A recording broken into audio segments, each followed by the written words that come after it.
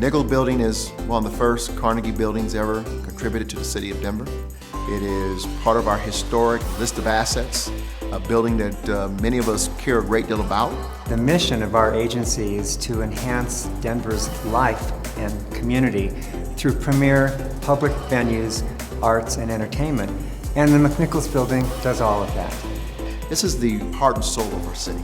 And when you go to cities, you look for that main park, you look for that main central feature of the city. Well, Civic Center is that place, and McNichols is that structure within the park that gives life and breathes life into our history in terms of who we are and where we've been. The Carnegie Library opened as the first building in Civic Center Park in 1910. The building served as a library until 1955, and for the following 50 years became home to Denver's Water Board and eventually the City Treasury offices. In 2012, Arts and Venues was charged to activate the McNichols Building, bringing new art, culture, and events to Denver's Civic Center. The McNichols Building became a platform to feature Denver's creative talent and a hub of cultural activity, learning, and entertainment. When we opened in 2012, we had no idea how successful it would become, but it was widely acknowledged as a very unique and successful building. So much so that the City Council and Mayor Hancock provided an additional $5.5 million for additional renovations. I mean, there's no question that, McNichols Building is a world-class building for a world-class city. We are working hard to restore it and make sure that it's given back to people to continue to be the great asset that it's always been. The McNichols Building renovation project is about connectivity, efficiency, and beauty, all to enhance the visitor experience. The renovations to the McNichols Building include a completely redesigned courtyard that physically connects the McNichols Building to the park and to its visitors. The new service elevator supports more efficient operations. The Belvedere is a unique feature of the renovation as a nod to the past, with replicas of the original entrance doors. The space will make everyone feel welcomed even before they enter the building. We're really excited about the renovation of the McNichols Building because it's just going to bring more people, it's going to be easier to use, it's going to be more aesthetically pleasing, and I think that it's going to be a hub for a lot of cultural programming in the city.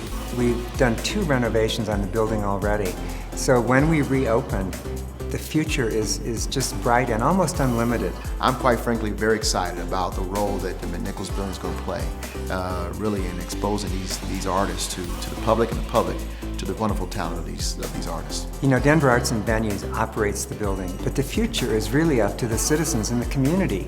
They're the ones that can help activate it and reimagine it in ways that we haven't even thought of. It's a city building, and residents should be able to use that space, know that they can use that space, and engage with it as if it were their neighborhood park. And I think it's really exciting, the renovations that are taking place, and I'm excited to take part in it. The McNichols Building has a rich history in our city, and we invite you to be a part of it moving forward.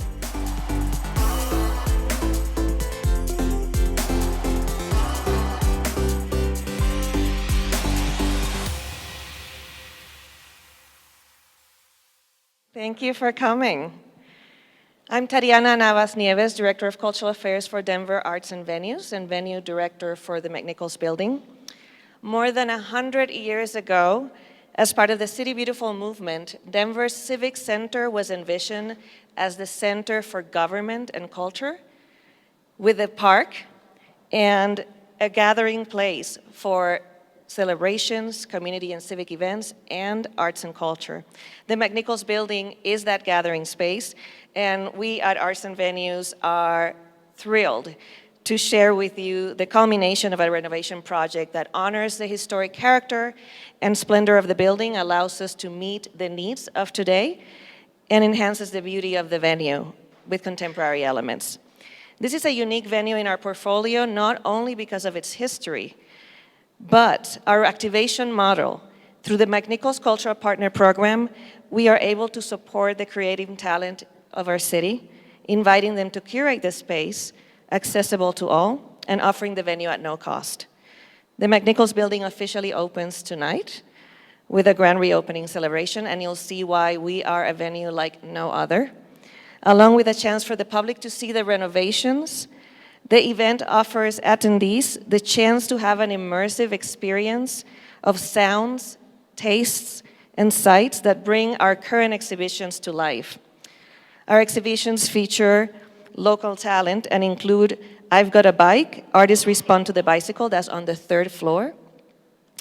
On this floor, Art of Sport, iconic photographs of American legends from 1956 to today. And I want to take a moment to recognize and acknowledge the artists who really redefine what sports photography is about, Mr. Rich Clarkson and Jamie Schrebero. Thank you for joining us today. On the 1st floor, we have Spokes, and outside, Elevated, which is a monumental piece outside. We thought that the convergence of arts, sports, and an active lifestyle, it was the perfect way to celebrate Colorado. Last but not least, I'm excited to share that members of the McNichols family will be joining us tonight. I don't know if we have any here this morning, but they will be joining us tonight, and we are so thrilled. If you didn't know, in 1999, the name of the building was changed to honor the contributions of the McNichols family in Colorado and Denver. Last but not least, I'd like to acknowledge members of our team. Our sincere gratitude and my personal thanks to Humphreys Poley, especially Dennis Humphrey and Kelly Wemple.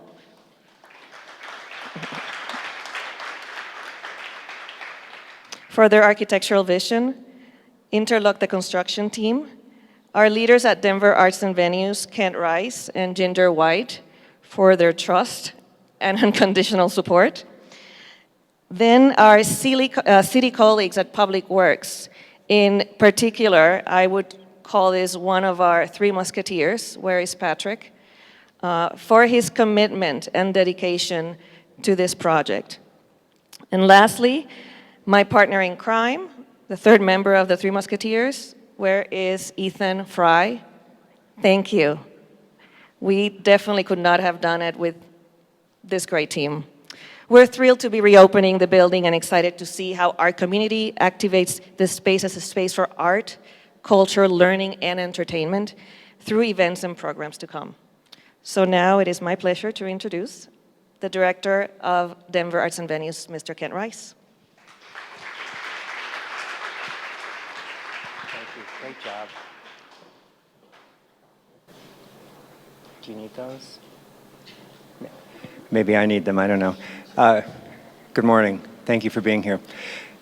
This is really, really exciting. I first came in this building in 2010 for the first biennial, and the change in several renovations over 6 years has been phenomenal. So for all who worked on those and contributed to them through donations or hard work or their imagination, I'm very grateful. Our agency is responsible for this building. It's a venue, but we partner to a large extent with the Civic Center Conservancy and the Parks and Rec Department.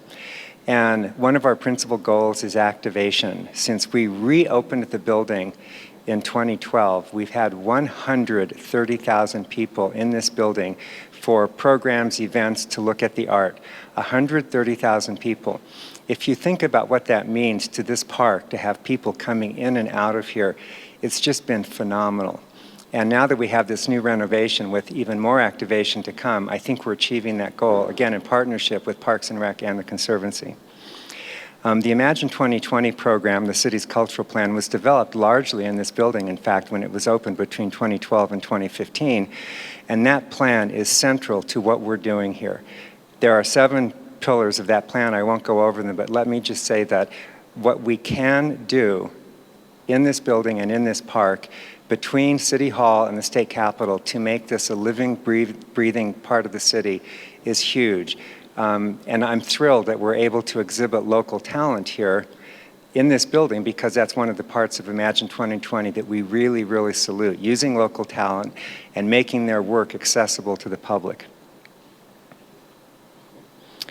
Yeah, what? Oh, yeah. How many exhibits have we had? 30. So that's really a lot. And we try to do something different every time. And as you can see by the bike outside, which alerts people that there's something hip and happening in this building, there'll be much more of that to come. We've already got it mapped out for all of 2017, so we have planned ahead to keep this a very interesting place visually as well as active with the events and programs.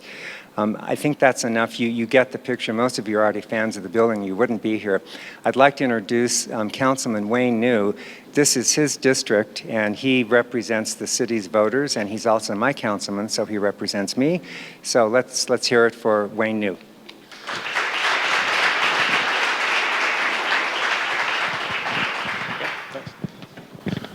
Well, thank you so much. And isn't this a spectacular place? I love this decor. It's wonderful. And I noticed one of our gallery owners from Golden Triangle, Bobby Walker, here casing out the place, ready to put an exhibit up. So we're so pleased with what's going to happen. So I'm just so honored just to be a small part of this, because this wonderful building and historic venue for our culture, arts culture. This truly is going to be one of the jewels in the crown of this whole area. You know, this recently was designated the creative district by the state, the Golden Triangle, and this whole area. And so it's going to be such a wonderful area with all our museums, and this is going to be such a wonderful asset for this entire district. And the film shows you some of the history of being the Carnegie Library first, back in 1910, and then running out of space, and then the Arts and Venues taking over in 2012. We're so glad that the inaugural Biennial of the Americas brought light to this building. It showed what can be done, and had such an arts and venue led a community effort to help restore the beauty of this building. And a special thanks to Dennis Humphreys and the whole group of volunteers, of professionals, architects, and community leaders that helped plan this building and have a lot of input into it and done such a great job.